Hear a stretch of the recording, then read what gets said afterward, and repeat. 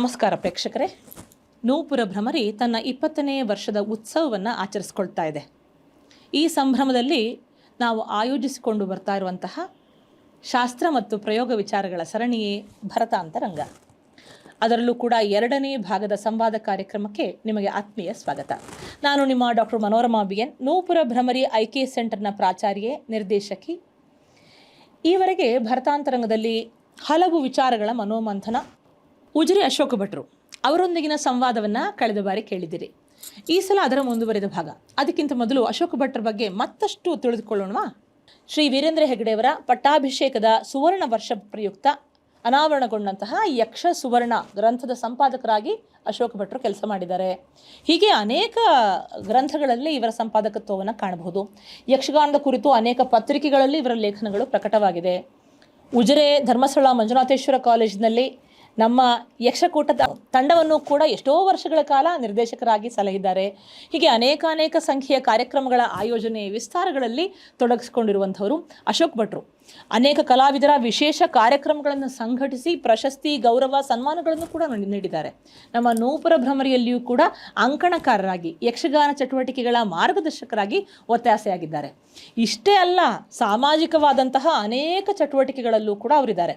ಸಂಸ್ಕಾರ ಶಿಕ್ಷಣ ಕೊಡೋದಾಗಿರಲಿ, ನೈತಿಕ ರಕ್ಷಣೆಯನ್ನು ಮಾಡೋದರಲ್ಲಾಗಿರಲಿ, ರಾಷ್ಟ್ರೀಯ ವಿಚಾರಗಳಿಗೆ ತೊಡಗಿಸ್ಕೊಳ್ಳೋದರಲ್ಲಾಗಿರಲಿ, ಹಾಗೆಯೇ ಮನೋಸ್ವಾಸ್ಥ್ಯ, ಮದುವೆ, ಆರೋಗ್ಯ ವಿಚಾರಗಳಿಗೆ ನೆರವು ನೀಡೋದರಲ್ಲಾಗಿರಲಿ, ಅನ್ಯಮತೀಯ ಸಾಮರಸ್ಯದಲ್ಲಾಗಿರಲಿ, ಅಷ್ಟೇ ಏಕೆ ಶವ ಸಂಸ್ಕಾರದಂತಹ ಸಂಗತಿಗಳಲ್ಲೂ ಕೂಡ ಮುಕ್ತವಾದಂತಹ ಒಂದು ಸಹಕಾರ, ಪೋಷಣೆ, ಸಮಾಜ ಸ್ವಾಸ್ಥ್ಯಕ್ಕೆ ಬೆಂಬಲ ಇವರದ್ದು. ಅನೇಕ ವಿದ್ಯಾರ್ಥಿಗಳ ಶೈಕ್ಷಣಿಕ ಬದುಕಿಗೂ ಕೂಡ ಆಸರೆಯಾಗಿದ್ದಾರೆ. ಉಜಿರೆ ಗ್ರಾಮ ಪಂಚಾಯತ್ನ ಸದಸ್ಯರಾಗಿಯೂ ಕೂಡ ಸೇವೆ ಸಲ್ಲಿಸಿದ್ದಾರೆ. ವಿದ್ಯಾರ್ಥಿಯಾಗಿದ್ದಾಗಲೇ ರಾಷ್ಟ್ರೀಯ ಸ್ವಯಂ ಸೇವಕ ಸಂಘದ ಮತ್ತು ವಿಶ್ವ ಹಿಂದೂ ಪರಿಷತ್ನಲ್ಲೂ ಕೂಡ ಸಕ್ರಿಯರಾಗಿದ್ದರು. ಹಾಗಾಗಿನೇ 50ಕ್ಕೂ ಹೆಚ್ಚು ಸನ್ಮಾನ, ಗೌರವ, ಪ್ರಶಸ್ತಿಗಳು ಇವರನ್ನು ಅರಸ್ಕೊಂಡು ಬಂದಿದೆ. ಹೀಗೆ ಕಲೆಯನ್ನೇ ಬದುಕಾಗಿಸಿದ, ಬದುಕನ್ನೇ ಕಲೆಯಾಗಿಸಿದ, ಕಲೆಯ ಮೂಲಕ ಎಷ್ಟೋ ಜನರ ಬಾಳಿಕೆ ಬೆಳಕನ್ನೂ ಕೊಟ್ಟ ಇಂಥವರು ನಮ್ಮೊಂದಿಗಿರುವುದು ನಮ್ಮ ಸೌಭಾಗ್ಯ. ಅವರ ಕಲೆಯ ವಿಚಾರ, ಧೋರಣೆ, ತತ್ವ, ಪ್ರಯೋಗ, ಮಾತಿಗೆ ನಾವು ಕಿವಿಯಾಗೋಣವೇ ಬನ್ನಿ. ಈ ಕ್ಷೇತ್ರದಲ್ಲಿ ಮೈಲಿಗಲ್ಲುಗಳು ಅನ್ನೋಂಥ ಕಲಾವಿದರನ್ನ ನೀವು ಗುರುತಿಸೋದಾದ್ರೆ ಯಾರನ್ನೆಲ್ಲ ನೋಡಿ ಹೇಳ್ತೀರಿ? ಒಂದು ಈಗ ಭಾಗವತಿಕೆಯಲ್ಲಿ ದೊಡ್ಡ ಬಲಿಪರು ಒಂದು ಶೈಲಿ ತಂದರು. ಅಗರಿ ಭಾಗವತರು ಸ್ವಲ್ಪ ಅವರು ನಾಟಕದಿಂದ ಬಂದ ಕಾರಣ ಉತ್ತರಾದಿ ರಾಗವನ್ನು ತಂದು ಯಕ್ಷಗಾನ ಭಾಗವತಿಕೆಯಲ್ಲಿ ಸ್ವಲ್ಪ ನಾವು ಭಜನ ಶೈಲಿ ಅಂತ ನಾವು ಹೇಳ್ತೇವೆ. ಅದರ ಛಾಯೆಯನ್ನು ಅವರು ಮುಟ್ಟಿಸಿ ಹೋದ್ರು. ಟೆಸ್ಟ್ ಅದು ಸೆಳೆಯಿತು. ಸಂಗೀತವನ್ನು ಮಹಿಂದಪುರೈ ಬಂಡೆಚ್ಚರು ತಂದರು, ಅದು ಗಟ್ಟಿ ನಿಂತಿತು. ಪುತ್ತಿಗೆ ರಾಮಕೃಷ್ಣ ಜೋಯಿಸರು ಮತ್ತು ಬಲಿಪರ ಶೈಲಿ ಹತ್ರ ಉಂಟು. ಹೌದಾ? ಕಡತೋಕ ಮಂಜುನಾಥ ಭಾಗವತರು ಉತ್ತರ ಕನ್ನಡ ತಿಟ್ಟಿನಿಂದ ಬಂದವರು, ಅತ್ಯಂತ ಪ್ರಭಾವ ಬೀರಿದ್ರು. ಅನೇಕ ರಂಗ ಸಂವಿಧಾನವನ್ನೇ ಹೊಸ ಭಾಷೆ ಬರೆದ್ರು. ಭಾಗವತಿಗೆಯಲ್ಲಿ ಕಾಳಿಂಗನವರು ಕ್ರಾಂತಿ ಮಾಡಿದರು. ನಿಜ. ಅವರು ಸಿನಿಮಾ ಪದ್ಯಗಳಿಗೆ ಹಾಕುವ ರಾಗವನ್ನು ಸಿನಿಮಾ ನೋಡಿ ತಂದು ಯಾರಿಗೂ ಗೊತ್ತಾಗದ ಹಾಗೆ ಯಕ್ಷಗಾನಕ್ಕೆ ಅನಿಯೋಜ್ಯವಾಗಿ ಅಳವಡಿಸಿದರು. ಪ್ರಭಾವಗಳು. ದಾರೇಶ್ವರ ಭಾಗವತರು ದುಃಖಕ್ಕೆ ಬಳಸುವ ಶಿವರಂಜನಿಯನ್ನು ಶೃಂಗಾರಕ್ಕೆ ಬಳಸಿದರು.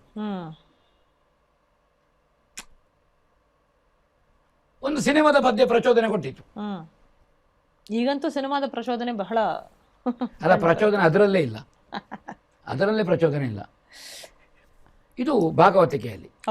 ಈಗ ಚೆಂಡೆ ಮದ್ದಳೆಯಲ್ಲಿ ಹೇಳಿದ ನಮ್ಮಲ್ಲಿ ಬಡಗಿಗೆ ಹೋದ್ರೆ ನೀವು ನೆಬ್ಬೂರು ಭಾಗವತರ ಸಂಪ್ರದಾಯ, ಉಪ್ಪೂರು ಭಾಗವತರ ಸಂಪ್ರದಾಯ, ನಾರಣಪ್ಪ ಉಪ್ಪೂರ ಭಾಗವತರ, ಮರವಂತೆ ನರಸಿಂಹದಾಸರು ಹಿರಿಯ ಭಾಗವತರು. ಅದರಲ್ಲಿ ಉತ್ತರ ಕನ್ನಡದ ಮಟ್ಟು ತುಂಬ ವಿಳಂಬ. ಕುಂದಾಪುರಕ್ಕೆ ಬರುವಾಗ ನಾವು ದಕ್ಷಿಣ ಕನ್ನಡ, ಈಗದು ಬಡಗು ತಿಟ್ಟು ಆಗಿದೆ, ಉತ್ತರ ಕನ್ನಡ ಬಡಗು ಆಗಿದೆ, ಕಾಸರಗೋಡಿದ್ದು ತೆಂಕು ತಿಟ್ಟಾಗಿದೆ. ಇದು ಆಯಾಯ ರಂಗಭೂಮಿಯ ಅಭಿವ್ಯಕ್ತಿ ಕುಣಿತಕ್ಕೆ ತಕ್ಕಂತೆ ಅದು ಸಿಂಕ್ ಆಗುವುದಾ ಅಥವಾ ಅದು ಇಲಾಸ್ಟಿಕ್ ಆಗುವುದಾ ಆಗಿದೆ ಕಾಲಕ್ಕೆ. ಆಯ್ತು, ಅದೊಂದು ಸಂಪ್ರದಾಯಗಳೇ. ನುಡಿತಗಳಲ್ಲಿ ಹೇಳೋದಿದ್ರೆ ನಾವು ದೊಡ್ಡ ಕುದುರೆ ಕೋಡ್ಲು ರಾಮ್ ಭಟ್ರು, ನರಸಿಂಹ ಭಟ್ರು, ಅಡೂರು ಶಿವಮದ್ಲೆಗಾರ, ಹೀಗೆ ನಾವೊಂದು ತಕ್ಕೊಂಡ್ರೆ ಈಗ ತೆಂಕುತಿಟ್ಟಿನ ಯಕ್ಷಗಾನದ ಚೆಂಡೆಗೆ ಶ್ರುತಿ ಮಾಡುವ ಕ್ರಮ ಇರಲಿಲ್ಲ ಮೊದಲು.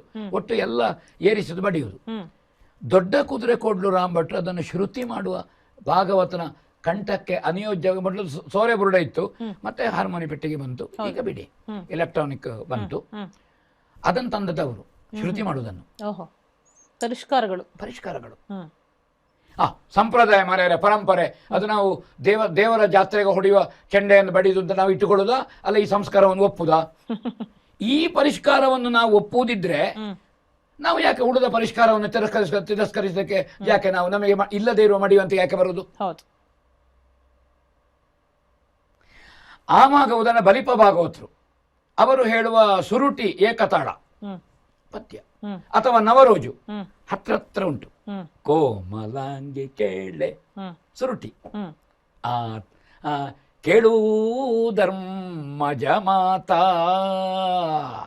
ನಾ ಪೇಳುವೆನೈ ಯಮಜಾತ. ಇದು ಸುರುಟಿ, ಅದು ನವರೋಜು ಏಕತಾಳ. ನೀವದನ್ನು ಸುರುಟಿನಾಗ ಅಂತ ಸಾಪಾಸ ತಕೊಂಡ್ರೆ ಅಲ್ಲ, ಅಥವಾ ನೀವು ಸಂಗೀತದ ಈ ಸರಿಗಮ ಪದ ಹೆಸರಿಡಿದ್ರೆ ಅದು ಅಲ್ಲ. ಅದು ಯಕ್ಷಗಾನದ ಮಟ್ಟು ಅಂತ ಹೇಳುದು, ನಾವು ಮಟ್ಟು ಅಂತ ಕರಿತೇವೆ. ಅದನ್ನು ಇನ್ನೊಂದು ಭಾಷೆಯಲ್ಲಿ ತಿದ್ದಿ ಹೇಳಿದ್ರೆ ಶೈಲಿ. ಹಾಗೆ ಹೇಳಿದವ ಅದಕ್ಕೆ ಬಲಿಪವಾಗುತ್ತೊಳ್ಳಿತ್ತು. ಅದು ಯಕ್ಷಗಾನದ ಇದು ಹೇಳುದವರು, ಅದು ಯಕ್ಷಗಾನದ ನವರೋಜು ಅಂತಲ್ಲ. ಅವರಿಗೆ ಅದು ಹೇಳಲಿಕ್ಕೆ ಗೊತ್ತಿಲ್ಲ ಅಂದ್ರೆ ಪದ್ಯ ಹೇಳಲಿಕ್ಕೆ ಚೆನ್ನಾಗಿ ಗೊತ್ತುಂಟು, ಅದನ್ನು ವಿವರಿಸ್ಲಿಕ್ಕೆ ಗೊತ್ತಿಲ್ಲ ಅವರಿಗೆ. ಕಲಾವಿದರದ್ದು ಬಹಳಷ್ಟು ಸಲ ಹೀಗಾಗುವುದಿದೆ. ಹೌದು, ಅದು ಅಪೂರ್ವ ವ್ಯಕ್ತಿ ಭಾಗವತರು. ಇದು ನವರೋಜ, ಯಕ್ಷಗಾನದ ನವರೋಜ ಅಶೋಕ್ ಭಟ್ರೆ. ಅವಾಗೊಬ್ಬ ಹೇಳುದಲ್ಲ ಯಕ್ಷಗಾನದ ನವರೋಜನ ಹಾಗಾದ್ರೆ 7 ಅಕ್ಷರ ಇಲ್ವ ಅಂತ ಕೇಳಲಿಕ್ಕಿಲ್ಲ, ಅವರು ಮಟ್ಟನ್ನು ಹೇಳುದು. ಹಾಗೆ ಹೇಳಿದ್ರೆ ಅದು ಯಕ್ಷಗಾನ ಅಂತ ಗೊತ್ತಾಗ್ತಾರೆ, ಇದು ಸುರುಟಿ ಅಂತ ಗೊತ್ತಾಗ್ತದೆ. ಅಲ್ಲಿ ನಾನು ಆ ರಾಗವನ್ನು ಹೇಳುದು, ಕೇಳು ಧರ್ಮಜ ಮಾತಾ ಸುರುಳಿ ಬಿಚ್ಚಿತು. ಇದು ಸುರುಟಿ ರಾಗ, ಸುರುಳಿ. ಕೋಮಲಾಂಗಿ ಕೇಳೆ ಬಿಡಿಸಲಿಲ್ಲ. ಭೀಮ ನೋವನ್ನು ದ್ರೌಪದಿಗೆ ಹೇಳುದು. ಅಲ್ಲಿ ಕೃಷ್ಣ ಧರ್ಮರಾಯನಿಗೆ ಅವನ ವದಾರ್ಹತೆಯನ್ನು ತಿಳಿಸುವುದು. ಅದು ಪದ್ಯಗಳ ಮೂಲಕವಾಗಿಯೂ ಕೂಡ ಗೊತ್ತಾಗ್ತಾ ಇದೆ. ಸಾಹಿತ್ಯ, ಅದಕ್ಕೆ ಅನಿಯೋಜ್ಯವಾಗಿ ಅವರು ಅಳವಡಿಸಿದ ತಾಳ, ಅದನ್ನು ಅಭಿವ್ಯಕ್ತಿಗೊಳಿಸುವ ರೀತಿ, ಆ ಪಾತ್ರದ ಸ್ವಭಾವಕ್ಕೆ ಸರಿಯಾಗುಂಟು. ಕೆಲವು ಕಡೆಯಲ್ಲಿ ಪ್ರಸಂಗಕರ್ತ ಏನ್ ಮಾಡಿದ್ದಾನೆ, ಇದು ಸುರಪನೈರಾವತವ ಎಂಬಂತೆ, ಅಂದ್ರೆ ಅಲ್ಲಿ ಹೇಳಿದಾಗೆ ಹೇಳಿದ್ದ, ರಾಗ ಬರೀಲಿಲ್ಲವ. ನಿಜ ನಿಜ, ಹೌದು ಹೌದು. ಇದು ಭಾಗವತಿಗೆ ಹೇಳಿದ್ದ ನಾನು. ಮೃದಂಗ ನಮ್ಮಲ್ಲಿ ಯಕ್ಷಗಾನದ ಸೀಮಿತ, ಅಂದ್ರೆ ದೊಡ್ಡ, ನೀವು ಉತ್ತರ ಕನ್ನಡ ನಿಟ್ಟಿನಲ್ಲಿ ಮೃದಂಗ ಮತ್ತು ಚೆಂಡೆ ಪ್ರತ್ಯೇಕ. ಅಲ್ಲಿ ಮೃದಂಗ ವಾದಕ ಚೆಂಡೆ ವಾದಕ ಅಲ್ಲ, ಚೆಂಡೆ ವಾದಕ ಮೃದಂಗ ವಾದಕ ಅಲ್ಲ. ನಮ್ಮಲ್ಲಿ ಮದ್ದಳೆಗಾರ ಅಂದ್ರೆ ಅವ ವೀರರಸ ಸಂದರ್ಭದಲ್ಲಿ ಚೆಂಡೆಗೆ ಹೋಗಬೇಕು, ಶೃಂಗಾರ ಬರುವಾಗ ಮದ್ದಳೆಗೆ ಬರಬೇಕು. ತೆಂಕುತಿಟ್ಟಲ್ಲಿ ಅದರಲ್ಲಿ ಮದ್ದಳೆಗೆ ಸಂಗೀತದ ಮೃದಂಗವನ್ನು ಕಲ್ತು ಮದ್ದಳೆಯನ್ನು ತಂದವರು ಚಿಪ್ಪಾರು ಕೃಷ್ಣ ಬಲ್ಲಾಳರು. ಅವರು ಪ್ರವರ್ತಕರು. ಹಾಗಾದ ಕಾರಣ ಒಬ್ಬರು ಬಾಬರೈಗಳು ಅಂತ ಅವರಿಂದ ಮೃದಂಗ ಕಲ್ತು ತಂದ್ರು. ಅದು ವಿಜೃಂಭಿಸಿತು. ಅದು ಕಡತೋಕ ಭಾಗವತರಿಗೆ ಜೊತೆ ಆಯ್ತು. ಅಲ್ಲಿ ದುರ್ಗಪ್ಪ ಗುಡಿಗಾರರು ಜೊತೆ ಆಯ್ತು. ರಂಗದಲ್ಲಿ ಜೊತೆ ಆಗೋದೇ ರಂಗಭೂಮಿಯಲ್ಲ, ಅದಕ್ಕೆ ಹೆಸರು ರಂಗಭೂಮಿ ಅಂತ. ಜೊತೆ ಸೊ ಈ ಪರಿಷ್ಕಾರಗಳು ಬಂದಿದೆ, ನಾವು ಅದನ್ನು ಸ್ವೀಕರಿಸಿದ್ದೇವೆ, ಗೊತ್ತಿಲ್ಲದೇವೆ ಸ್ವೀಕರಿಸಿದ್ದೇವೆ. ಹಾಗೆ ನಾವು ಸ್ವೀಕರಿಸಿದ್ದೇವೆ ಅಂತ ಕೆಲವರಿಗೆ ಗೊತ್ತಿಲ್ಲ. ಅದನ್ನು ನಾವು ಎಲ್ಲೇನೊಂದು ಕಡೆಯಲ್ಲ, ಅದು ಮೃದಂಗ ಬಲ್ಲಾಳರು ತಂದದೊಳಗೆ ನಾವು ಪಕ್ಕ ಪರಂಪರೆಗೆ ಹೋಗ, ಬಲ್ಲಾಳರು ಕೆಲವು ಬೇಡದೇ ಇದ್ದದ್ದು ಮಾಡಿದ್ದಾರೆ. ಯಾಕೆ ಪರಂಪರೆ ಅಂತ ಮಾತಾಡುವಾಗ ನಾವು ಹೇಳೋದು ಹಾಗಂತ ನಾವು ಅದಲ್ಲಿತ್ತು 25 ವರ್ಷ ವ್ಯವಸಾಯ ಮಾಡಿ ಆಗಿದೆ. ಹಾಗಾದ ಕಾರಣ ನಮಗೆ ಒಂದು ಕಲೆಯನ್ನು ಸ್ವೀಕರಿಸುವಲ್ಲಿಯ ತಿರಸ್ಕರಿಸುವಲ್ಲಿಯ ನಮಗೊಂದು ಪೂರ್ವ ಆಗ್ರಹ ಇರಬಾರದು. ನಿಜ ನಿಜ, ಹೌದು ಹೌದು. ಹೇಗೆ ಹಿಮ್ಮೇಳದಲ್ಲಿ ಹಾಗೆ ಬಂದಿದೆಯೋ ಅದೇ ರೀತಿ ನೀವು ಮುಮ್ಮೇಳದಲ್ಲಿಯೂ ಬಂದಿದೆ. ಮುಮ್ಮೇಳದಲ್ಲಿ ಪರಿಷ್ಕಾರಗಳು ವಿಸ್ತರಿಸಿಕೊಂಡು ಹೋಗುವಂತಹದ್ದು, ಕುಣಿತಗಳ ಅಭಿನಯಗಳ ರಂಗಚಲನೆಗಳಲ್ಲಿ ಬಂದಿದೆ. ಅದರ ತುಂಬ ಆಕಾರವೂ ಬಂದಿದೆ. ಈಗ ಉದಾಹರಣೆಗೆ ನಾನು ಗೋವಿಂದ ಭಟ್ರು, ನಾವು ದಶಾವತಾರಿ ಹೇಳುವುದನ್ನು, ಅವರ ಡಾಕ್ಯುಮೆಂಟ್ ಅನ್ನು ನೀವು ದಾಖಲೀಕರಣ ಮಾಡಿದ್ದೀರಿ. ಆ ಪುಣ್ಯಾತ್ಮನಿಗೆ ಶಾಲೆಗೆ ಹೋಗಿದ್ದವರು 5ನೇ ಕ್ಲಾಸ್ 6ನೇ ಕ್ಲಾಸು ರಂಗಭೂಮಿಯಲ್ಲಿ ಯಾವ ಸಂಶೋಧಕ ಡಾಕ್ಟರೇಟಿನ ಮೇಲೆ ಇಲ್ಲೋ ಅವರ ಚಿಂತನೆ. ಹೌದು. ಆಕ್ಷೇಪಗಳು ಅವರಿಗೂ ಇತ್ತು. ಭರತನಾಟ್ಯ ತಂದರು, ಕಥಕ್ ತಂದರು, ಕಥಕ್ಕಳ್ಳಿ ತಂದರು ಅಂತ. ಆದರೆ ಇವತ್ತು ಪರೋಕ್ಷವಾಗಿ ಅನೇಕ ಮಂದಿ, ನೇರ ಅಲ್ಲ, ಗೋವಿಂದ ಭಟ್ರನ್ನು ಅನುಸರಿಸಲಿಲ್ಲ ಅಂತ ಯಾವ ಕಲಾವಿದನು ಹೇಳುವಾಗಿಲ್ಲ. ಹೌದು, ತೆಂಕುದಟ್ಟಲ್ಲಿ ಪ್ರಧಾನವಾಗಿ ಅವರ ಶೈಲಿ ಎದ್ದು ಕಾಣೋ ಥರದಲ್ಲಿದೆ. ಹೌದು, ಕೆರೆಮನೆ ಪರಂಪರೆಯನ್ನು ಅಥವಾ ನೀವು ಕರ್ಕಿ ಮನೆತನದ ಪರಂಪರೆಯನ್ನು ನಾನು ಒಪ್ಪುವುದಿಲ್ಲ ಅಂತ ಒಬ್ಬ ಹೇಳ್ಬೋದು, ಆದರೆ ರಂಗದಲ್ಲಿ ನಿತ್ಯ ಮಾಡ್ತಾ ಇದ್ದಾನೆ. ನಿಜವೇ. ಹೌದು, ಅವನನ್ನು ಜನರಿಗೆ ಒಪ್ಪಿಸಬೇಕಿದ್ರೆ ಅವರಿಗೆ ಆ ಶೈಲಿ ಬೇಕು. ನೀವು ಸಂದರ್ಶನ ಮಾಡುವಾಗ ನಾನು ಅದನ್ನು ಒಪ್ಪುವುದಿಲ್ಲ, ನಿನ್ನೆ ಅದನ್ನೇ ಮಾಡಿದ್ದವ. ಮಾತುಗಾರಿಕೆ ಬೆಳವಣಿಗೆ 1920ರಿಂದ ಬಂತು. ಪಡ್ರೆ ಶ್ರೀಪತಿ ಶಾಸ್ತ್ರಿಗಳು, ತೆಕ್ಕಟ್ಟೆ ಬಾಬಣ್ಣ ಶಾನುಭೋಗರು, ಆನಂದ ಮಾಸ್ಟರ್ ಅಂತ ಅವರ ಮಗ, ಉತ್ತರ ಕನ್ನಡದಲ್ಲಿ ಕೆರೆಕೈ ಕೃಷ್ಣ ಭಟ್ರು, ಬುಚ್ಚಣ್ಣ ಶಾಸ್ತ್ರಿಗಳಿದ್ರು, ಅವರು ವೈದಿಕ ವಿದ್ವಾಂಸ, ಅವರು ಅರ್ಥಗಾರಿಕೆಯಲ್ಲಿ ಬಂದರು. ಆಮೇಲೆ ಹಂದರಸು ಲಕ್ಷ್ಮೀನಾರಾಯಣರು. ತಾಳಮದ್ದಲೆ ಕ್ಷೇತ್ರದಲ್ಲಿ ನಾವು ದಕ್ಷಿಣ ಕನ್ನಡದ ಕಲಾವಿದರಷ್ಟು ಅವರು ವಿಸ್ತಾರ ಅಲ್ಲ, ತಾಳಮದ್ದಲೆಯಲ್ಲಿ ಅವರದ್ದು ಅಭಿನಯ ಉಂಟು. ಹೌದು ಹೌದು ಹೌದು, ರಂಗಭೂಮಿ ಅಭಿನಯ ಮಾಡುವುದು, ಬಡಿಯುವುದು, ಆವೇಶಗಳು ಉಂಟು. ಈಗಲೂ ನೀವು ದಕ್ಷಿಣ ಕನ್ನಡದಲ್ಲಿ ಇರುವುದಕ್ಕಿಂತ ಪ್ರತ್ಯೇಕವಾಗಿ ಉತ್ತರ ಕನ್ನಡದಲ್ಲಿ ವಾದದಕ್ಕಿಂತ ಭಾವನೆಯನ್ನು ಸ್ವೀಕರಿಸ್ತಾರೆ. ಇನ್ನೂ ಅವರ ಹಳ್ಳಿಯ ಜೀವನ ಕ್ರಮ ನಮ್ಮ ಕಾಸರಗೋಡು, ಉಡುಪಿ, ದಕ್ಷಿಣ ಕನ್ನಡ ಹಳೇ ಮಟ್ಟಿನಲ್ಲಿದ್ದಾರೆ. ಇತ್ತೀಚೆಗೆ ಕುರ್ಚಿ ಬಂದಿದೆ ಕೂತ್ಕೊಳ್ಳಿಕ್ಕೆ, ಚಾಪೆಯಲ್ಲಿ ಕೂತ್ಕೊಳ್ಳೋದು, ವೀಳ್ಯ ಮೆದ್ದುಕೊಂಡು. ಅವರ ಜೀವನ ಕ್ರಮ ಕೂಡು ಕುಟುಂಬ, ವಸುದೈವ ಕುಟುಂಬ ಪದ್ಧತಿಗೆ ಈಗಲೂ ಹತ್ತಿರ ಉಂಟು. ಅದರಲ್ಲಿ ಭಾವನೆ ಉಂಟು. ಯಾಕೆ? ಕೌಟುಂಬಿಕ ಭಾವನೆ ಉಂಟು. ನಮ್ಮಲ್ಲಿ ಅಜ್ಜನಿಗೆ ಮನೆ ಬೇರೆ, ಅಪ್ಪನಿಗೆ ಮನೆ ಬೇರೆ, ಮಗನಿಗೆ ಬರೆ 3 ಮನೆ ಆಯಿತು. ಅವರು 3 ಮನೆ ಆಗಲಿಲ್ಲ, ಒಂದೇ ಮನೆಯಲ್ಲಿದ್ದಾರೆ. ತಪ್ಪಿದರೆ ಒಂದೇ ಮನೆಯಲ್ಲಿ 2 ಬೀಡರ್ ಉಂಟು. ನಮ್ಮಲ್ಲಿ ಪ್ರತಿಯೊಬ್ಬನಿಗೂ ಮನೆ ಬೇರೆ ಆಯಿತು. ಆವಾಗ ನಮ್ಮಲ್ಲಿ ಭಾವನೆ ಸತ್ತಿತ್ತು. ಭಾವನೆ ಸತ್ತ ಕಾರಣ ಕಲೆಯಲ್ಲಿಯೂ ಭಾವನೆಯನ್ನು ಬಯಸುವುದಿಲ್ಲ, ಜಗಳ ಬಯಸ್ತಾರೆ. ಯಾಕೆ? ಅಜ್ಜನಿಗೆ, ಅಪ್ಪನಿಗೆ, ಮಗನಿಗೆ ಜಗಳ ಉಂಟು ನಿತ್ಯ. ಹಾಗಾಗಿ ಕಲೆಯಲ್ಲಿಯೂ ಜಗಳವನ್ನು ಕೇಳ್ತಾರೆ ಅವರು. ಸೊ ನಾವು ಅಭಿನಯಿಸುವಾಗ ಉತ್ತರ ಕನ್ನಡದ ಟೇಸ್ಟ್ಗೆ ಸರಿಯಾಗಿ ಭಾವನಾತ್ಮಕವಾದ ಕಾರಣ ಹೇಳಬೇಕು. ಇಲ್ಲಿಗೆ ಬರುವಾಗ ಸ್ವಲ್ಪ ಹೀಗಾಗಬೇಕು. ಪ್ರವೃತ್ತಿ ಭೇದಗಳು. ಹಾಗಾಗಿ ಜೀವನ ಕ್ರಮ ಹೇಗುಂಟೋ ಕಲೆಯ ಸ್ವೀಕಾರವೂ ಹಾಗೆ ಉಂಟು. ಹಾಗಾದ ಕಾರಣ ಅಲ್ಲಿ ಹೇಗೆ ಬಂದರೋ ಇಲ್ಲಿ ಅದು ಪಡ್ರೆ ಶ್ರೀಪಾದ ಶಾಸ್ತ್ರಿ ಹೇಳಿದೆ, 2 ಕ್ರಮ ಇತ್ತು ಅರ್ಥಗಾರಿಕೆಯದ್ದು. ಒಂದು ಸಾಂಪ್ರದಾಯಿಕ ಅರ್ಥ. ಈಗ ಒಂದು ರಾಮ, ದಶರಥನಿಗೆ 3 ಮಂದಿ ರಾಣಿಯರಲ್ಲಿ 4 ಮಕ್ಕಳು ಅಂತ ಬೆಳವಣಿಗೆಯನ್ನು ಹೇಳಿಕೊಂಡು ಪಂಚವಟಿಗೆ ಬರುವುದು. ಇದು ಪೆರ್ಲಕೃಷ್ಣ ಭಟ್ರು. ಉದಾಹರಣೆಗೆ ಅರ್ಥಧಾರಿಗಳು, ಒಂದು ಹಂತದ ಅರ್ಥಧಾರಿಗಳು ಬಂದು 1950ರವರೆಗೆ, 50-60 ಆಮೇಲೆ ಬಂದಿದ್ದಾರೆ. ಶೇಣಿ ಸಾಮಗರು ಬಂತು, ಶಂಕರಣ ಸಾಮಗರು, ರಾಮದಾಸ್ ಸಾಮಗರು, ಶೇಣಿ ಗೋಪಾಲಕೃಷ್ಣ ಭಟ್ರು, ಆ ದಾರಿಯಲ್ಲಿ ದೇರಾಜ ಸೀತಾರಾಮಯ್ಯ ಬಂದರು. ಇವರು ಯಕ್ಷಗಾನದ ಅರ್ಥಗಾರಿಕೆಯಲ್ಲಿ ಹೊಸ ಆವಿಷ್ಕಾರಿಕ ಆಯಾಮವನ್ನು ತಂದರು. ಅದು ಸಂಪ್ರದಾಯದ ಅರ್ಥಗಾರಿಕೆ. ನೋಡಿ ನಿಮ್ಮಲ್ಲ ಜನ ಸಮೀಪದಿ. ಈಗ ಶೇಣಿಯವರು ಅಯೋಧ್ಯೆಯಲ್ಲಿ ಮನಸ್ಸು ನಿರ್ಮಲವನ್ನೇ ಕಳ್ಕೊಂಡಿತ್ತು. ಗೋದಾವರಿ ಹರಿಯುವುದನ್ನು ನೋಡುವಾಗ ಮನಸ್ಸು ನಿರ್ಮಲವಾಯಿತು. ನೋಡಿ ನಿರ್ಮಲ ಜಲ ಸಮೀಪದಿ ಹೇಳಿ ಹಿಂದೆ ಹೋಗುದು, ಕಥೆ ಹೇಳುವುದಲ್ಲ.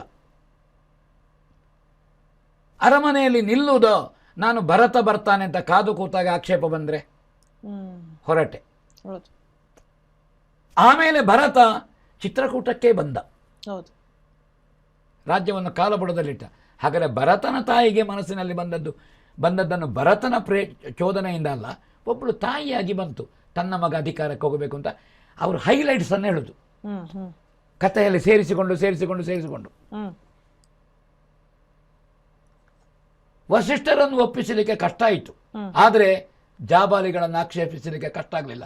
ಮುನಿಗಳನ್ನು ನನ್ನ ಪಿತೃವಾಕ್ಯ ಪರಿಪಾಲನೆ ಉದ್ದೇಶಕ್ಕೆ ನಾನು ಜಾಬಾಲಿಗಳನ್ನು ಅತಿಕ್ರಮಿಸುವುದಲ್ಲ. ಅವರು ಕರೆಯುವಾಗ ಯಾಕೆ ಜಾಬಾಲಿಗಳು ನನ್ನ ಮನಸ್ಸನ್ನು ಕದಡಲಿಕ್ಕೆ ಪ್ರಯತ್ನ ಮಾಡಿದ್ದು ಅಂತ ತಿಳಿಬಾರದು. ಯಾಕೆ? ನಾನು ವಸಿಷ್ಠ ಶಿಷ್ಯ, ನನ್ನ ವಸಿಷ್ಠ ಪ್ರಜ್ಞೆ ಒಳಗುಂಟು. ಆದರೆ ವಸಿಷ್ಠರು ಬಾಳುವಾಗ ನಾನು ಹೋಗುವುದಿಲ್ಲ. ಅದು ಬಹಿರಂಗ ಪ್ರದರ್ಶನ. ಅಂತರಂಗದಲ್ಲಿ ವಸಿಷ್ಠರಿಗೆ ನಾನು ಹೋಗುದೈತವೋ? ಈ ಪ್ರೇಕ್ಷಕ ಪ್ರೌಢಾಗಬೇಕು. ಅದಕ್ಕಾಗಿ ವಸಿಷ್ಠರು ಸಾಕ್ಷಿಯಾಗಿರುವಾಗ ಜಾಬಾಲಿಗಳು ನನ್ನ ಹತ್ರ ನೀನು ವನವಾಸ ಬೇಡ ಅಂತ ಹೇಳುವಾಗಲೂ ಒಳಗಿದ್ದ ವಸಿಷ್ಠ ಪ್ರಜ್ಞೆ ನನ್ನನ್ನು ಅಯೋಧ್ಯೆಗೆ ಮುಖ ಮಾಡಲಿಲ್ಲ.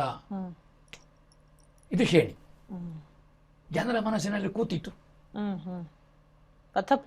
ಪ್ರವರ್ತಕರು ಇವೆಲ್ಲ ಪ್ರಸಂಗ ಸಾಹಿತ್ಯ, ಪುರಾಣ, ಅನ್ಯ ಓದುಗಳು, ಕಾವ್ಯವ ಅಥವಾ ವೇದವ, ವೇದಾಂತವ, ಉಪನಿಷತ್ತ, ಇದನ್ನು ಒಟ್ಟು ಒಂದು ಅನಿಯೋಜ್ಯವಾಗಿ ಇದನ್ನು ತಂದು ಶೇಣಿ ಸಾಮಗ ಪರಂಪರೆಯ ಬಳಿಕ ಇದನ್ನು ಕೊಟ್ಟರು ಮಾತುಗಾರಿಕೆಯಲ್ಲಿ.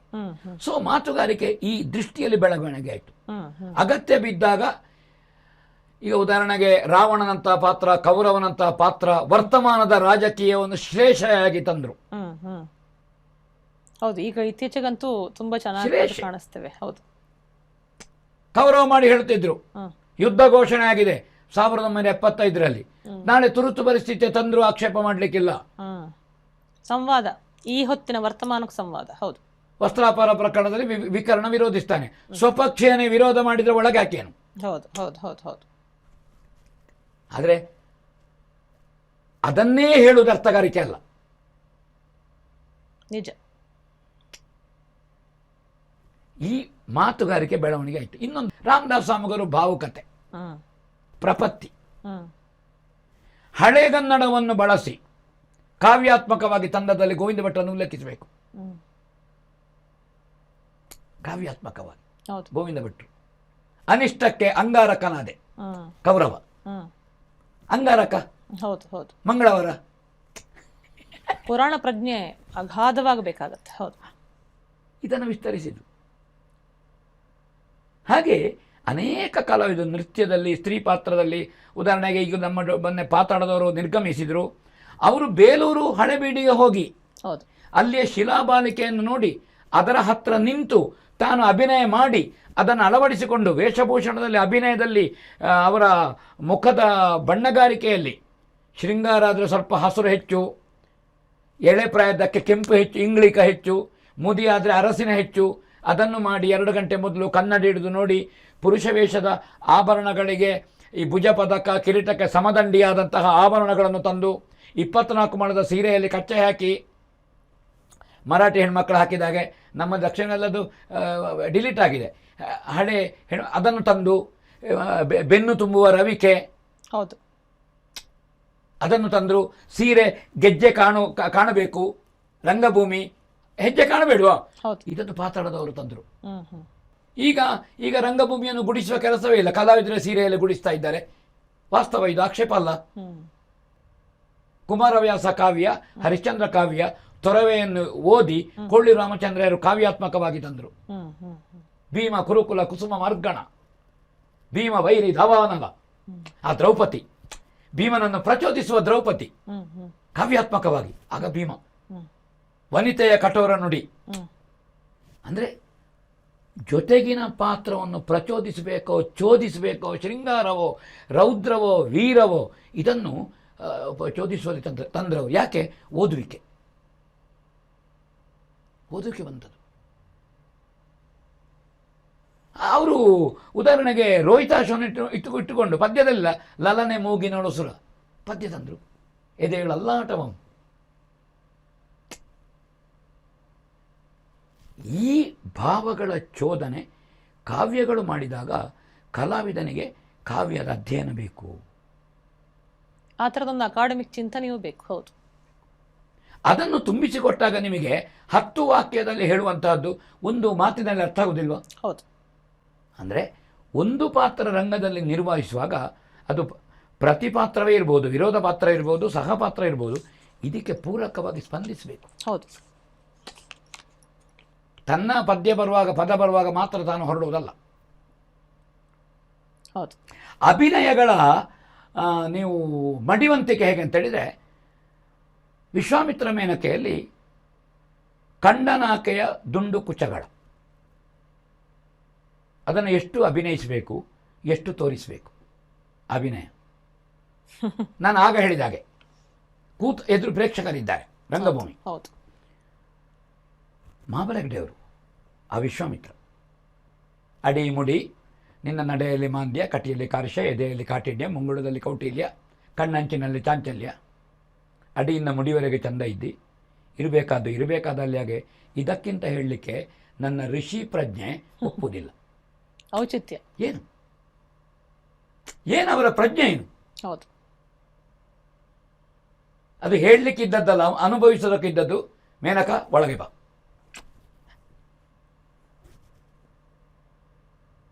ಅದಲ್ಲೂ ನಮಗೆ. ಹೌದು. ಹಾಗಾದ್ರೆ ನೀವು ಸಂಪ್ರದಾಯ ಹೇಳ್ತೀರಿ. ಸಂಪ್ರದಾಯ ಯಾರು? ಒಬ್ಬ ವ್ಯಕ್ತಿಯಿಂದ ಅದು ಹುಟ್ಟಿಕೊಂಡಿದ್ದು, ಸಭ್ಯ ಪ್ರೇಕ್ಷಕ ಸ್ವೀಕರಿಸಿದ, ಚಪ್ಪಾಳೆ ಬಡದ, ಅವನ ಪ್ರತಿಭೆ, ಅವನ ವ್ಯುತ್ಪತ್ತಿ. ಹೌದು. ಬಡದ. ಇನ್ನು ಆ ನಂತರದ ಸಭ್ಯತೆಯನ್ನು ಅನುಭವಿಸುವ ಆನಂದ ಕಲಾವಿದ ಅನುಸರಿಸಿಕೊಂಡು ಹೋದ್ರು. ಆವಾಗ ಪರಂಪರೆ ಯಾವುದು? ಒಬ್ಬ ವ್ಯಕ್ತಿ, ಮಹಾಬಲ ಹೆಗ್ಡೆ ಎಂಬಂತಹ ವ್ಯಕ್ತಿ ಅದನ್ನು ರಂಗಭೂಮಿಗೆ ತಂದ. ಹಿಂದೆ ಬರಲಿಲ್ಲ ಸಾಹಿತ್ಯ. ಹಾಗೆ ಸಂಪ್ರದಾಯ ಪರಂಪರೆಗಳು ಒಬ್ಬ ವ್ಯಕ್ತಿಯಿಂದ, ಇದು ಒಂದು ದೊಡ್ಡ ಬೆಟ್ಟದ ಬುಡದಲ್ಲಿ ಹುಟ್ಟಿದ ಹೊಳೆಯಂತೆ ಅದು ಹುಟ್ಟಿದೆ. ಮತ್ತು ಹರಿದುಕೊಂಡು ಹೋಗುವಾಗ ಜಾಗ್ರತೆ ಬೇಕು. ಸುತ್ತಿ ಸುಳಿದು ಬೇರೆ ಬೇರೆಯವನ ಮನೆ ಅಂಗಳದ ಬದಿಯಲ್ಲಿ ಬಂಡೆ ಹತ್ತಿ ಇಳಿದು ಎಲ್ಲ ಹೋಗ್ತದೆ. ಆವಾಗ ಯಾವುದನ್ನು ಮಡಿಲಿಗೆ ಸೇರಿಸಬೇಕು, ಮಡಿಲಲ್ಲಿದ್ದ ಯಾವುದನ್ನು ಹೊರಗೆ ಹಾಕಬೇಕು, ಸಾಗರದಾಗೆ ಅದು ಗೊತ್ತಿರಬೇಕು. ಕಾರಣ ಸಾಗರವು ತಿಳಿಯಾಗದೆ ಸ್ವೀಕರಿಸುವುದಿಲ್ಲ, ಅದನ್ನು ಕೆಂಪು ನೀರನ್ನು ತಿಳಿಯಾಗಿ ಸ್ವೀಕರಿಸ್ತಾರೆ. ಅದೇ ರೀತಿ ಒಬ್ಬ ಕಲಾವಿದ ವಿಶಾಲ ಪ್ರಜ್ಞೆಯಿಂದ ಅದನ್ನು ಸ್ವೀಕರಿಸಬೇಕು. ಆ ಕೆಸರನ್ನೇ ಸ್ವೀಕರಿಸುವುದಲ್ಲ, ಅದನ್ನು ಪರಿಷ್ಕರಿಸಿ ಪರಿಶುದ್ಧಗೊಳಿಸಿ.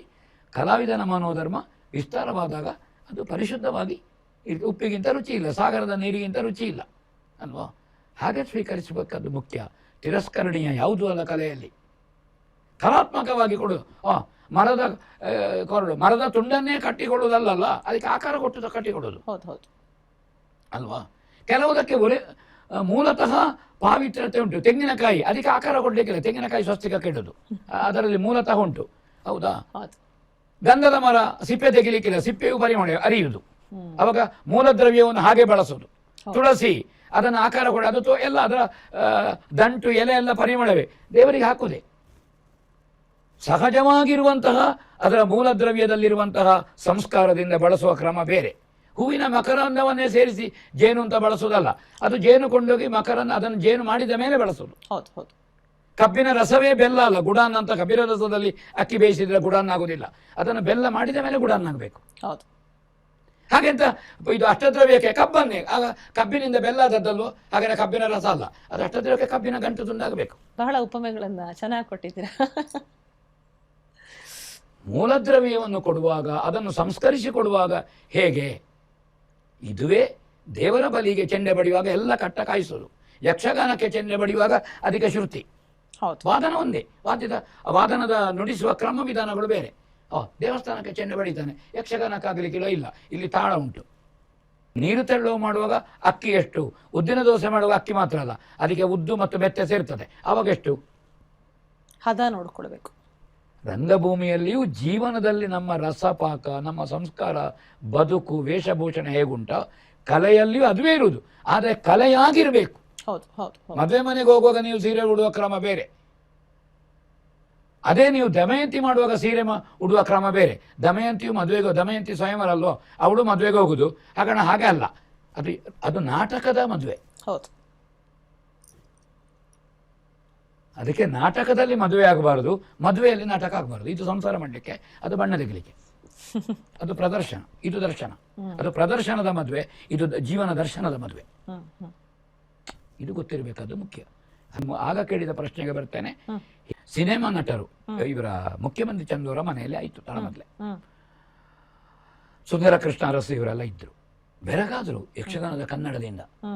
ಈ ಕನ್ನಡ ಎಲ್ಲಿರೋದು ಅಂತ. ಇಲ್ಲಪ್ಪನೇ, ನಾವು ನಿರ್ದೇಶಕನ ಕೈಗೊಂಬೆಗಳು. ನೀವು ಭಾಗವತ ಪದ್ಯ ಮುಗಿದ ತಕ್ಷಣ ನೀವು ಏನು ನಿಮ್ಮ ಆಶುಭಾಷಣದ ಶೈಲಿ ಏನು, ಟಾಸಿಂಗ್, ಕೊಡಕೊಳ್ಳುವಿಕೆ, ಪ್ರತ್ಯುತ್ಪನ್ನಮತಿತ್ವ. ಹೌದು. ಅದರಲ್ಲಿ ಅನುಷ್ಠಾನ, ಅದರ ಅಧ್ಯಯನ. ಯಾವುದೇ ಕಲೆ ಅನುಷ್ಠಾನ ಮಾಡದೆ ಅವ ಪ್ರದರ್ಶನ ಕೊಟ್ಟರೆ ಶಿಷ್ಟಾಚಾರ ಉಳಿಯುವುದಿಲ್ಲ. ಅನುಷ್ಠಾನ ಮಾಡಿಕೊಟ್ರೆ ಅದು ಅವನ ಮನೋಧರ್ಮ, ಅವನ ಸಂಸ್ಕಾರ, ಅವನ ವಿವೇಕ, ಅವನ ಭಾವ, ಅದರಲ್ಲಿ ಎಷ್ಟು ಅವನ ಹತ್ರ ಶ್ರದ್ಧೆ ಉಂಟು, ಸಂಸ್ಕಾರ ಉಂಟು, ಅದರ ಮೇಲೆ ಬರ್ತದೆ. ಹೌದು ಹೌದು ಹೌದು ಹೌದು. ಹಾಗಾಗಿ ಶೃಂಗಾರ ಅಶ್ಲೀಲ ಆಗುವುದು ಯಾಕೆ? ಅವನ ಮೈ ಮನಸ್ಸು ಶೀಲವಾಗಿ ಉಂಟೋ ಆವಾಗ ಅಶ್ಲೀಲ ಶೀಲವಾಗಿ ಬರ್ತದೆ. ಅವನಲ್ಲಿಯೇ ಶೀಲ ಇಲ್ವೋ ವೈಯಕ್ತಿಕ ಅನುಷ್ಠಾನದಲ್ಲಿ, ಆವಾಗ ಶೀಲವೇ ಅಶ್ಲೀಲವಾಗಿ ಬರ್ತದೆ. ಸೀತೆಯಲ್ಲಿ ಸಂಶಯ ಕಾಣುತ್ತದೆ. ಶೇಣಿಯವರು ಸ್ವಲ್ಪ ಖಳಪಾತ್ರಗಳು ಆಕ್ರಮಣ. ಒಮ್ಮೆ ಕೇಳಿದೆ, ಯಾಕಜ್ಜ? ಬಡತನದಿಂದ ಬಂದಿದ್ದೇನೆ. ಅವರ ನಿತ್ಯವೂ ಹಾಗೆ, ಎಲ್ಲ ಕೈಗೆ ಉಂಗುರ, ಅತ್ಯಂತ ಬೆಲೆ ಬಾಳುವ ವೇಷಭೂಷಣಗಳು, ಸೆಂಟೆಡ್, ಅವಳು ಬಳಸುವ ಸುಣ್ಣ ಸಮೇತ ಸೆಂಟೆಡ್. ಒಬ್ಬ ಬಡತನದಿಂದ ಬಂದು ಶ್ರೀಮಂತನಾಗುವಾಗ ಇನ್ನೊಬ್ಬ ಬಡವನ ಮೇಲೆ ಹಲ್ಲೆ ಆಗುವುದಲ್ಲ, ಬಡತನದ ಮೇಲೆ ಅಟ್ಯಾಕ್ ಮಾಡಬೇಕು. ನಾನು ಬಡತನದಿಂದ ಬಂದಿದ್ದೇನೆ, ನನ್ನದೊಬ್ಬ ಬಡವನನ್ನು ಕಾಣುವಾಗ ಕೊಡುವ ಅಂತ ಕಾಣ್ತದೆ, ದಾನಿ. ಅವ ನನ್ನ ಹಾಗೆ ಆಗಬಾರದು. ಹಾಗಾದ್ರೆ ನಾನು ಬಡತನದ ಮೇಲೆ ಸವಾರಿ ಅಂದರೆ, ಈಗ ದುಡ್ಡು ಇಲ್ಲದಿದ್ರು ಈಗ ಅದ್ಯಾಕೆ? ಅದು ಬಡತನದ ಮೇಲೆ ಸವಾರಿ, ಅದು ಸಂಸ್ಕಾರ. ಬಡವನ ಮೇಲೆ ಸವಾರಿ ಅಲ್ಲ. ನಾನು ಬಡವನಾಗಿದ್ದೇನೆ ಅಂತ ಬಡವನನ್ನು ತುಳಿಯುವುದಲ್ಲ. ನನ್ನ ಹಾಗೆ ನೀನಾಗಬೇಡ, ಈಗ ಅಂಗಿ ಶಾಲು ಉಟುಕ. ಇದಕ್ಕಿಂತ ದೊಡ್ಡ ಸಂಸ್ಕಾರ ಉಂಟು? ಯಾಕೆ ಬಂತು ಅಜ್ಜ? ನಾನು ಕಲಾವಿದ ಅಲ್ವಾ, ಕಲೆಯಿಂದ ಬಂತು. ನಮ್ಮ ಬದುಕನ್ನು ಕಲೆಯಲ್ಲಿ ಮಿಶ್ರ ಮಾಡಿ ಕಲೆಯನ್ನು ಹಾಳು ಮಾಡುವುದಲ್ಲ, ಕಲೆಯಿಂದ ಸಂಸ್ಕಾರ ಕೊಟ್ಟು ತೆಕ್ಕೊಂಡು ಬದುಕನ್ನು ಕಲೆಯಾಗಿಸಿದ ಶೇಣಿ. ಹೌದು. ಆ ಕಾರಣದಿಂದ ಗೋವಿಂದ ಭಟ್ರು ಬಹಳ ಬಡತನ. ಎಲ್ಲ ಕಲಾವಿದರು, ನೀವು ಕೆರೆಮನೆಯಲ್ಲಿ ಎಲ್ಲ ಯಾರು ಶ್ರೀಮಂತಿಕೆಯಿಂದ ಬಂದದ್ದಲ್ಲ, ಬಡತನ ಇದ್ದ ಕಾರಣವೇ ಯಕ್ಷಗಾನಕ್ಕೆ ಬಂದದ್ದಷ್ಟೇ. 8-10 ಮಕ್ಕಳು ಸಾಕುದೇಗೆ, 2 ಜನ ಯಕ್ಷಗಾನಕ್ಕೆ ಹೋದ್ರು, ಊಟ ಸಿಗ್ತದಲ್ಲ. ಹಾಗಾದ ಕಾರಣ ಅವರು ಕಲೆ ಒಳ್ಳೆಯದಾದರೆ ನಮಗೊಳ್ಳೆಯದು, ಅದನ್ನು ಒಳ್ಳೆಯದು ಮಾಡಲಿಕ್ಕೆ ಹೋದರು. ಬರುತ್ತಾ ಕಲೆಗೆ ಸಂಪನ್ಮೂಲ ಬಂತು, ಆಕರ್ಷಣೆಯಿಂದ ಬಂದವರಿದ್ದಾರೆ. ಆವಾಗೇನಾಯಿತು? ಅವರು ಕಲೆಯನ್ನು ಒಳ್ಳೆಯದು ಮಾಡಲಿಕ್ಕೆ ಹೋಗಲಿಲ್ಲ, ಕಲೆ ಒಳ್ಳೆಯದುಂಟು ಅಂತ ಬಂದದ್ದು. ತಾನು ಹೇಗೆ ಒಳ್ಳೆಯದಾಗೋದು ಅಂತ ನೋಡಿದರು. ತಾನು ಹೇಗೆ ಒಳ್ಳೆಯದಾಗೋದು? ಅಲ್ಪದ ಮನರಂಜನೆ, ಅಲ್ಪದ ಕುಣಿತಗಳು ಮಾಡೋದು, ಆವಾಗ ಅಭಿಮಾನಿಗಳು ಹುಟ್ಟಿಕೊಳ್ತಾರೆ ಮಾಡಿದರು. ಈ ಸಂಪನ್ಮೂಲ ಬರುವುದು, ಪ್ರದರ್ಶನ ಲೆಕ್ಕದಿಂದ ಹೆಚ್ಚಿಗೆ ಆಗುವುದು, ಕಲೆಗೆ ಆಗುವಂಥ ಒಂದು ಹೊಡೆತದ ಒಂದು ನಮಗೆ ತಿಳಿಯದೇ ಆಗುವ ಒಂದು ಅದು ಆಕ್ರಮಣಗಳು. ಹೌದು ಹೌದು ಹೌದು, ನಿಜ. ಧರ್ಮಸ್ಥಳ ಯಕ್ಷಗಾನ ಕೇಂದ್ರದಲ್ಲಿ ಯಕ್ಷಗಾನದ ತೆಂಕುತಿಟ್ಟು ಹೇಳೋದು ನಾನು. ಅದು ಕೆರೆಮನೆ ಕರ್ಕೆ ಮೇಳದಲ್ಲಿ ಅಥವಾ ನಮ್ಮ ಹಂಗಾರಕಟ್ಟೆ ಉಡುಪಿಯ ಈ ಇದರಲ್ಲಿ ಎಲ್ಲ ಬಂದಿದೆ. ಅಲ್ಲಿ ನರಸಿಂಹಭಟ್ರು, ಬಲ್ಲಾಳರು, ಗೋವಿಂದ ಭಟ್ರು, ಅಳಿಕೆ ರಾಮಯ್ಯರೈಗಳು ಎಲ್ಲ ಕೂತು ಒಂದು ನೃತ್ಯ ಸಂವಿಧಾನ ಬಂತು, ಅದಕ್ಕೊಂದು ಪಠ್ಯ ಬಂತು. ಅದರಲ್ಲಿ ಕರ್ಗಲ್ ವಿಶ್ವೇಶ್ವರ ಭಟ್ರ ಕೊಡುಗೆ ಉಂಟು. ಆವಾಗ ಅವರು ಏನು ಮಾಡಿದಂದ್ರೆ ಬೇರೆ ರಂಗಭೂಮಿಯಲ್ಲಿರುವ ನೃತ್ಯ ವಿಧಾನವನ್ನು ತೆಕ್ಕೊಂಡ್ರು. ಅಂದರೆ ಇದರಲ್ಲಿರುವ ವೇಷಭೂಷಣ, ಇದರ ಸಮೃದ್ಧಿಗೆ ಇದು ಕೊರತೆ ಕಾಣುತ್ತದೆ. ಆವಾಗ ಇದು ಅಷ್ಟು ಸಮೃದ್ಧವಾಗಿರಬೇಕು, ಇದರ ಇಂಬ್ಯಾಲೆನ್ಸ್ ಆಗ್ತದೆ. ಇಷ್ಟು ನೃತ್ಯ ಇರುವಾಗ ನಮ್ಮದು ಬರೇ ಹಳೆಯ ಕ್ರಮದ ನಾ ದೀನ ದೀನ ಕತ್ತೋಮ್ ಕತ್ತಾಂ ತಾತರಿ ಗಿಟ ಗಿಟ ನಾ ದೀನ ದೀನ ಕತ್ತೋಮ್ ಸಾಕಾಗುವುದಿಲ್ಲ. ಆವಾಗ ಹೊಸ ನುಡಿತಗಳು ಯಾವುದು? ಸಂಗೀತದಿಂದ ತೆಕ್ಕೊಳ್ಳುವ, ಅಳವಡಿಸುವ. ರಾಸತ್ಯನಾರಾಯಣ ಮಹಾಮಹೋಪಾಧ್ಯಾಯರು ನರಸಿಂಹಭಟ್ರ ಚೆಂಡೆಯಲ್ಲಿ ಏನು ನೋಡಿದ್ರ? ಈಗ ತಿತ್ತಿತ್ತೈ ತಾಳ, ತಿತ್ತಿತ್ತೈ ಕುಣಿದಾಗೆ ಹೀಗೆ ಮಾಡೋದು, ತೈ ತಿತ್ತಿ ತೈ ತಿತ್ತಿ ತೈ ತಿತ್ತಿ ತೈ. ಅದನ್ನು ಬಡಗಿನಲ್ಲಿ ಕೋರೆ ಹೇಳ್ತಾರೆ, ತೈ ತಿತ್ತಿ. ಹಾಗಾದ್ರೆ ಕುಣಿವಾಗ ಅದು ತೈ ತಿತ್ತಿ ಅಂತ ಕುಣಿದು ತೈ ತಿತ್ತಿ. ನೀವು ಯಕ್ಷಗಾನ ವೇಷ ಮಾಡಿದ್ರು, ತೈ ಬಳುಕುವಿಕೆ ಉಂಟು. ತಿತ್ತಿತ್ತೈಗೆ ಹೀಗೆ ಮಾಡೋದು. ರಂಗಭೂಮಿಗೆ ಬಳಸುವಾಗ ಅದಕ್ಕೆ ಸ್ವರೂಪ ಏನು? ಇಲ್ಲದಿದ್ದರೆ ಪುಸ್ತಕ ನೋಡಿ ಅಡುಗೆ ಮಾಡಿದಾಗ ಆಗ್ತದೆ. ಪಾತ್ರ ಇಡಿ ನೀರು ಹಾಕಿ, ಪಾತ್ರ ಇಟ್ಟು ತೆಗೆದ ಒಳಗೆ ನೀರು ಹಾಕಿದ, ಬೆಂಕಿ ನಂದಿ ಹೋಯ್ತು. ಬೆಂಕಿ ಮಾಡಲಿಕ್ಕೆ ಗೊತ್ತಿಲ್ಲ ಸೊಸೆಗೆ, ಅಷ್ಟೇ ಬರಬೇಕು. ಪ್ರಯೋಗಕ್ಕೆ ರಂಗಭೂಮಿ ಬರುವುದು ಬೇರೆ, ಪಠ್ಯಕ್ರಮದಲ್ಲಿ ನಾವು ತಿಳಿಸುವುದು ಬೇರೆ. ಅದು ಅನೇಕ ಸಂಗತಿಗಳು ಬಂದಿದೆ. ದುಃಖ. ಹ್ಮ್ ಈಗ ಭಕ್ತಿ, ಪ್ರಹ್ಲಾದನ ಮುಗ್ಧತೆ ಬೇರೆ, ಹ್ಮ್ ಭೀಷ್ಮರ ಭಾಗವತೋತ್ತಮ ಭಕ್ತಿ ಬೇರೆ, ಹ್ಮ್ ಧ್ರುವನ ಭಕ್ತಿ ಬೇರೆ. ಪ್ರಹ್ಲಾದನಿಗಿಂತಲೂ ಧ್ರುವ ಮುಗ್ಧ. ಹ್ಮ್ ಹೌದು. ಇದ್ರ ವ್ಯತ್ಯಾಸ ಗೊತ್ತಿರಬೇಕು. ಹ್ಮ್ ಭಕ್ತಿ ಭಕ್ತಿಯೇ. ಹ್ಮ್ ಶ್ರೇಣಿಯವರನ್ನೇ ಉದಾಹರಣೆ ಹೇಳ್ತಾನೆ.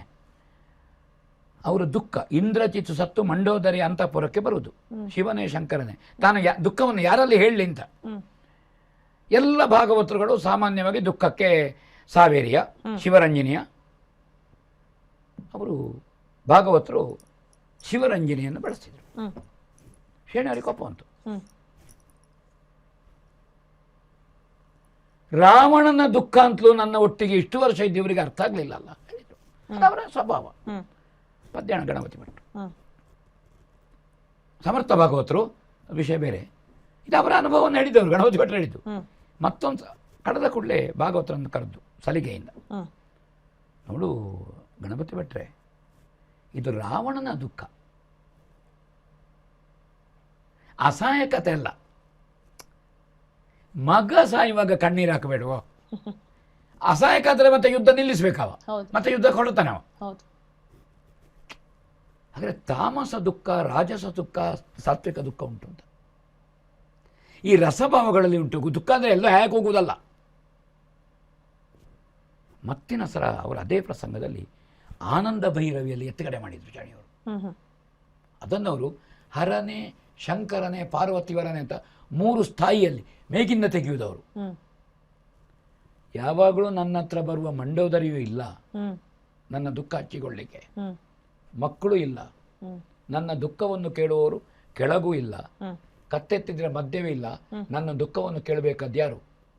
ಕೈಲಾಸದಲ್ಲಿ. ಅವತ್ತು ನನ್ನ ದುಃಖ ಕೇಳಿ ಅನುಗ್ರಹಿಸಿದ್ದಾನೆ ಅವ ಸಾಮಗಾನದಿಂದ. ಕೈಲಾಸ ಮೇಲೆ ಇರುವುದು, ತಾರಸ್ಥಾಯಿಯಿಂದ ತೆಗೆಯುವುದವರು ಇವರು. ಉತ್ಕೃಷ್ಟ ಭಾಗವತ ಸ್ವರಸ್ಥಾನದಲ್ಲಿ ಪದ್ಯಾಣ ಶೈಲಿಯ ಸೃಷ್ಟಿ ಮಾಡಿದವರು. ಮೇಗಿನ ತೆಗೆದ್ರು. ಈಗ ನಿಮಗೆ ಅರ್ಥ ಆಯಿತು ನನ್ನ ದುಃಖ ಹೇಗೆ ಅಂತ.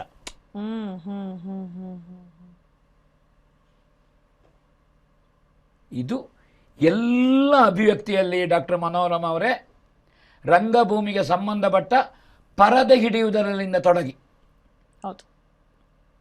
ಅಲ್ಲಿರುವ ಸಿಂಹಾಸನವೋ ಅಥವಾ ಆಯುಧವೋ ಈ ಪರಿಕರಗಳಿಂದ ತೊಡಗಿ. ಯಾಕಂದರೆ ನೀವು ರಂಗಭೂಮಿಯಲ್ಲಿ ಇದ್ದೀರಿ, ವೇಷ ಮಾಡಿದ್ದೀರಿ, ಭರತನಾಟ್ಯ ಮಾಡಿದ್ದೀರಿ, ಹೊಸ ಹೊಸ ಸಾಧ್ಯತೆಗಳನ್ನು ತಂದಿದ್ದೀರಿ. ನಿಮ್ಮದೇ ಒಂದು ಕೌರವಾಗಿದೆ, ಯಕ್ಷಗಾನ ಮತ್ತು ನಾಟಕ ಎಲ್ಲ ಸೇರಿ. ಹಾಗಾದ ಕಾರಣ ಪ್ರತಿಯೊಂದರಲ್ಲಿಯೂ ಚಲನೆಯಲ್ಲಿ ಎಲ್ಲ ಉಂಟು. ಅಭಿನಯದಲ್ಲಿ 3. ಮೊದಲಿಗೆ ಸವ್ಯ, ಅಪಸವ್ಯ, ಎದುರಿಗೆ. ದಶಾವತಾರಿ ಗೋವಿಂದ ಭಟ್ ಹೇಳ್ತಾರೆ, ಶಂಬೇಗೌಡ ಹೇಳೋದು. ಹೆಂಬೇಗೌಡ ಅವರದ್ದು ಯಕ್ಷಗಾನಕ್ಕೆ ಇದ್ದ ಶಾಸ್ತ್ರೀಯತೆಗೆ ಮತ್ತು ಯಕ್ಷಗಾನದ ವಿಸ್ತರಣೆಯಲ್ಲಿ ದೊಡ್ಡ ಕೊಡುಗೆ ಉಂಟು ಶಂಬೇಗೌಡ ಅವರದ್ದು. ಇವತ್ತು ಯಕ್ಷಗಾನದ ಕ್ಷೇತ್ರ ವಿಸ್ತರಣೆ ಅಂತ ಹೇಳಿದ್ರೆ 4 ಆಟ ಮಾಡಿ ಬರೋದು ಕ್ಷೇತ್ರ ವಿಸ್ತರಣೆ ಅಲ್ಲ. ಇಲ್ಲದೆ ಇರುವಲ್ಲಿ ಅವರಿಗೆ ಯಕ್ಷಗಾನ ಕಲಿಸಿ ಅವರು ಪ್ರದರ್ಶನ ಕೊಡುವುದಲ್ಲೋ ಕ್ಷೇತ್ರ ವಿಸ್ತರಣೆ. ಇಲ್ಲದಿದ್ದರೆ ತಿರುಪತಿಯಲ್ಲಿ ಮಗನಿಗೆ ಮದುವೆ ಮಾಡ್ತೇನೆ ಅಂತ ಅರಿಕೆ ಹೇಳಿ ಹೋದಾಗಾಯಿತು. ಆ ಕಾರಣದಿಂದ ಗೋವಿಂದ ಭಟ್ ಹೇಳ್ತಾರೆ, ಒಂದು ಅಭಿನಯ ಇನ್ನೊಂದು ಅಭಿನಯ ಬೇಡ. 4ನೇ ಸಲ ಪದ್ಯ ಹೇಳಿದರೆ ಏನನ್ನು ಮಾಡೋದು? ನೀನು ನೀನು ನೀನು ಹೇಳೋದು ಎಂಥದ್ದು ಇರಿಯುವುದು ಅದು. ನೇರ ನಾವು ಯುದ್ಧಕ್ಕೆ ಹೊರಡುವಾಗ ಅವನನ್ನು ಕೊಲ್ತೇನೆ ಅಂತ ಅಭಿನಯ ಹೀಗೆ, ಯುದ್ಧ ಮಾಡಿ ಬಂದ ಮೇಲೆ ಅವನನ್ನು ಕೊಂದಿದ್ದೇನೆ ಅಭಿನಯ ಹೀಗೆಲ್ಲ. ಕೊಂದದ್ದನ್ನು ಹೇಳುದು, ಕೊಂದೆ ಅವನನ್ನು ಕೊಲ್ತೇನೆ. ಅಲ್ಲಿ ಮಾಡ್ತೇನೆ ಹೇಳುವ ವೀರರಸಕ್ಕೂ ಮಾಡಿದ್ದೇನೆ ಹೇಳುವುದಕ್ಕೂ ವ್ಯತ್ಯಾಸ ಇಲ್ಲ. ಊಟ ಆಯ್ತು ಊಟ ಆಗಲಿಲ್ಲ, ಹಸಿವೆ, ಊಟ ಆಗಿದೆ, ಯಾಕೆ ಊಟ ಆಗಿದೆ, ಊಟ ಆಗಿದೆ. ಭಾವ ಬದಲಾಗುತ್ತೆ. ಕೃಷ್ಣಾರ್ಜುನದಲ್ಲಿ ಅರ್ಜುನನ ಬತ್ತಳಿಕೆಯಲ್ಲಿರುವಂತಹ ಗಯನನ್ನು ಕೃಷ್ಣ ಕೊಲ್ತೇನೆ ಹೇಳುದು. ವೀರಪಾರ್ಥನ ಶಕ್ತಿಯನ್ನು ಪರೀಕ್ಷಿಸಿದೆ ಇದ್ದಾನೆ. ಮಾಯದಿಂದ ಚಕ್ರ ಕಳಿಸ್ತೇನೆ, ಅಲ್ಲಿ ಮಾಯದಿಂದ ಚಕ್ರವನ್ನು ಕಳಿಸ್ತೇನೆ. ಯಾಕೆ? ಅರ್ಜುನನಿಗೆ ಅಲ್ಲೇ ಇದ್ದಾನಲ್ಲ ಜೀವಂತ, ಗೊತ್ತಾಗೋದಿಲ್ಲ. ಓ, ಮಾಯದಿಂದ ಸುದರ್ಶನನಿಗೆ ಆಜ್ಞೆ ಮಾಡಿದ್ದೇನೆ ಏನು ಅಂತ ಗೊತ್ತಾಗ್ತದೆ. ಕೊನೆಗೆ ಗೊತ್ತಾಗಲಿ ಉಂಟು ಸಸ್ಪೆನ್ಸ್. ಅಭಿನಯದಲ್ಲಿಯೂ ರಸಭಾವಗಳುಂಟು, ಎಲ್ಲಿ ಅದನ್ನು ಪ್ರಕಟ, ಎಲ್ಲಿ ಅಪ್ರಕಟ, ಭಾವ ಪ್ರತಿಪಾದನೆ. ಹೌದು. ಕೊನೆಯಲ್ಲಿ ಆಗುವುದನ್ನು ಮೊದಲೇ ಹೇಳುವುದಲ್ಲ. ನಾಟಕ ಕುತೂಹಲದಿಂದ ಸಾಗಬೇಕು. ಇದು ಸರ್ವತ್ರ ರಂಗಭೂಮಿಯಲ್ಲಿ. ಸೊ ಎಲ್ಲ ಕಲಾವಿದರು, ಹಿಮ್ಮೇಳ, ಮುಮ್ಮೇಳ, ಪ್ರೇಕ್ಷಕ, ಪ್ರತಿಯೊಬ್ಬನು ವೇಷಭೂಷಣವನ್ನು ಕಟ್ಟಿಬಿಡುವವನಲ್ಲಿಂದ ತೊಡಗಿ ರಂಗಭೂಮಿಯ ಪ್ರಜ್ಞೆ ಬೇಕು. ಯಾವುದು ಎಲ್ಲಿರಬೇಕು, ಆ ವೇಷದ ಸ್ವರೂಪದಲ್ಲಿ, ಅಂದರೆ ನೀವು ಅಂಗೋಪಾಂಗ, ಬಾಡಿ ಲ್ಯಾಂಗ್ವೇಜ್, ಅದು ಭಾವದಲ್ಲಿಯೂ ಲ್ಯಾಂಗ್ವೇಜ್ ಉಂಟು, ಭಾಷೆಯಲ್ಲಿಯೂ ಲ್ಯಾಂಗ್ವೇಜ್ ಉಂಟು, ಪ್ರತಿಯೊಂದರಲ್ಲಿಯೂ ಲ್ಯಾಂಗ್ವೇಜ್ ಉಂಟು, ಪಠ್ಯ ಉಂಟದರಲ್ಲಿ. ಅದಕ್ಕಾಗಿ ಆ ಭಕ್ತಿಗಳು, ದುಃಖಗಳು ಪಾತ್ರಕ್ಕೆ ಸರಿಯಾದಂಥ ಭೀಮ ಭಕ್ತಿ ಮೌನ. ಅರ್ಜುನನಿಗಿಂತ ಹೆಚ್ಚು ಭಕ್ತ ಭೀಮ, ಒಳಗಿನ ಭಕ್ತಿ. ಹೌದು, ಅದು ಭೀಮನಿಗೆ ಗೊತ್ತಿರಬೇಕು, ಭೀಮ ಭಕ್ತಿ ಮೌನ ಅಂತ. ಧರ್ಮರಾಯನ ಭಕ್ತಿ, ದ್ರೌಪದಿ ಸೆರಗನ್ನು ಬಿಟ್ಟ ಕಾರಣ ಕೃಷ್ಣ ಕೊಟ್ಟದ್ದ, ಧರ್ಮರಾಯನ ಧಾರ್ಮಿಕ ಪ್ರಜ್ಞೆಗೆ ಕೊಟ್ಟದ್ದ. ಇಂಥದ್ದು ಧರ್ಮರಾಯನ ಧಾರ್ಮಿಕ ಪ್ರಜ್ಞೆಗೆ ಕೊಟ್ಟದ್ದು ಎನ್ನುವುದೇ ಹೆಚ್ಚು ಅರ್ಥಪೂರ್ಣ. ಹೌದು. ಈಗೇನಾಗಿದೆ, ಓ ತನ್ನ ಮಾನವನ್ನು ತನಗೆ ಕಾಪಾಡೋದಕ್ಕೆ ಆಗೋದಿಲ್ಲ ಅಂತ ದ್ರೌಪದಿ ಸೆರಗದ್ದು ಬಿಟ್ಟಲು, ಕೃಷ್ಣ ಕೊಟ್ಟ. ಮಾನ ಬಿಟ್ಟವರಿಗೆಲ್ಲ ಮಾನ ಕೊಡ್ಲಿಕ್ಕೆ ಇರುವುದ ಕೃಷ್ಣ ಅಲ್ಲ. ಅದು ಭಾವುಕ. ವಿವೇಕ ಏನು ಹೇಳ್ತಾರೆ, ಧರ್ಮರಾಯನ ಧರ್ಮ ಪ್ರಜ್ಞೆಯೇ ದ್ರೌಪದಿಗೆ ಆವರಣವಾಗಿ ಬಂತು.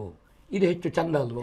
ಇಷ್ಟರವರೆಗೆ ರಸ, ಭಾವ, ರಂಗ, ನಾಟ್ಯ, ಬೇರೆ ಬೇರೆ ರೀತಿಯ ನಾಟ್ಯ ಸಂಪ್ರದಾಯಗಳು, ಹಾಗೆಯೇ ವ್ಯಕ್ತಿ, ವಸ್ತು, ಪಾತ್ರ, ಪರಿಷ್ಕಾರ, ಹೀಗೆ ಹಲವು ರೀತಿಯ ಆಯಾಮಗಳಲ್ಲಿ ಶ್ರೀಯುತರಾದಂತಹ ಉಜಿರೆ ಅಶೋಕ್ ಭಟ್ರು ತಮ್ಮ ಒಂದು ಅನುಭವ ವಿಸ್ತಾರವನ್ನು ನಮ್ಮೆದುರಿಗೆ ತೆರೆದಿಟ್ಟಿದ್ದಾರೆ. ಅವರಿಗೆ ನೂಪುರ ಭ್ರಮರಿಯ ವತಿಯಿಂದ ಹಾರ್ದ ನಮಸ್ಕಾರಗಳು, ಅಭಿವಾದನೆಗಳು. ನಮಸ್ಕಾರ. ವೀಕ್ಷಕರೇ, ಕೇಳಿದ್ರಲ್ಲ, ನಿಮಗಿಷ್ಟ ಆಯ್ತಾ? ಹಾಗಿದ್ರೆ ತಡ ಯಾಕೆ? ಈ ಕಾರ್ಯಕ್ರಮವನ್ನು ಆಸಕ್ತರಿಗೆ ಹಂಚಿ, ನಿಮ್ಮ ಪ್ರತಿಕ್ರಿಯೆಗಳನ್ನು ನಮ್ಮ ಜಾಲತಾಣದಲ್ಲಿ ದಾಖಲಿಸಿ, ಬೆಂಬಲಿಸಿ, ಪ್ರೋತ್ಸಾಹಿಸಿ. ಅಷ್ಟೇ ಅಲ್ಲ, ನಾಟ್ಯಶಾಸ್ತ್ರದ ಸಹಿತ ಕಲೆಯ ಇನ್ನೂ ಹಲವು ಆಯಾಮಗಳನ್ನು ಗಮನಿಸಿ, ಮಾರ್ಗದರ್ಶಿಸಿ, ವಿಸ್ತಾರವನ್ನು ಚರ್ಚಿಸುವಂತಹ ವಿಷಯ ನಿಷ್ಠವಾದಂತಹ ಕೋರ್ಸುಗಳು ನಮ್ಮಲ್ಲಿವೆ. ಹಾಗೆಯೇ ಅಧ್ಯಯನಬದ್ಧವಾದಂತಹ ಪುಸ್ತಕಗಳು ಇವೆ. ಅವುಗಳನ್ನು ಖರೀದಿಸಿ ಓದಿ. ಹಾಗೆಯೇ ನಿಮ್ಮ ಧನ ಸಹಕಾರದ ಬೆಂಬಲವೂ ಕೂಡ ನಮಗೆ ಬೇಕು. ಇದರಿಂದ ಸಂಸ್ಥೆಗೆ ಹೆಚ್ಚಿನ ಬಲ ಅದರ ಕೆಲಸಕ್ಕೆ ಬಂದೇ ಬರುತ್ತೆ.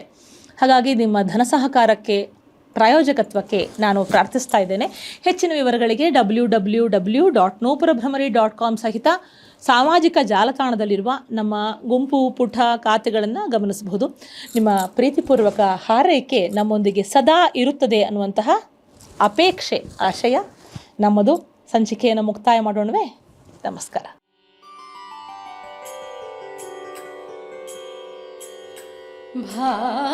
ಭಾವಾನುಭಾವ ವಿಭವ ಪ್ರತಿಭಾತರಂಗಂ